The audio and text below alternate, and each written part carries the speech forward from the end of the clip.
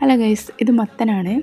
അപ്പോൾ നമ്മൾ പകുതി മുറിച്ച മത്തൻ എടുത്തിട്ടുണ്ട്. ഇനി അതിൻ്റെ പകുതിയും കൂടി മുറിച്ചിട്ട് നമ്മൾ എടുക്കുന്നത്.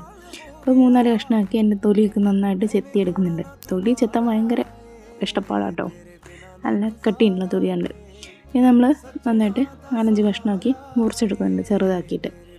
ഇങ്ങനെ മുറിച്ച് എല്ലാം എടുക്കുന്നുണ്ട് കേട്ടോ, ഓരോന്നും മുറിച്ചെടുക്കുന്നുണ്ട്. നന്നായിട്ട് നമുക്ക് അത് കഴുകിയെടുക്കാം.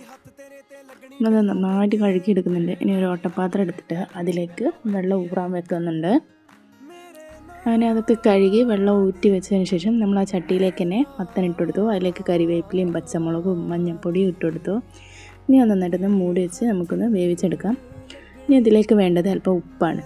വെന്തിട്ടുണ്ട്, എന്നപ്പോൾ അല്പം ഉപ്പും കൂടി ചേർത്തൊന്ന് ഇളക്കി കൊടുത്ത് ഉണ്ട്. ഇനി നമുക്ക് വറവിടാൻ ഒരു ചീഞ്ചട്ടി എടുത്തിട്ടുണ്ട്. അതിലേക്ക് അല്പം വെളിച്ചെണ്ണ ഒഴിച്ചിട്ടുണ്ട്, കടുകിട്ട് പൊട്ടിച്ചിട്ടുണ്ട്. എനിക്ക് ഇതിലേക്ക് കരിവേപ്പില ഇട്ട് വറവിടുകയാണ് ചെയ്യാം. നമ്മൾ നേരത്തെ മാറ്റി വെച്ച കറിയിലേക്ക് ഒഴിച്ചു കൊടുക്കുന്നുണ്ട്. ഇഷ്ടമായിട്ടുണ്ടെങ്കിൽ ഒന്ന് ട്രൈ ചെയ്ത് നോക്കുക. എൻ്റെ ചാനൽ ഒന്ന് സബ്സ്ക്രൈബ് ചെയ്യുക, ഒന്ന് ലൈക്ക് ചെയ്യുക.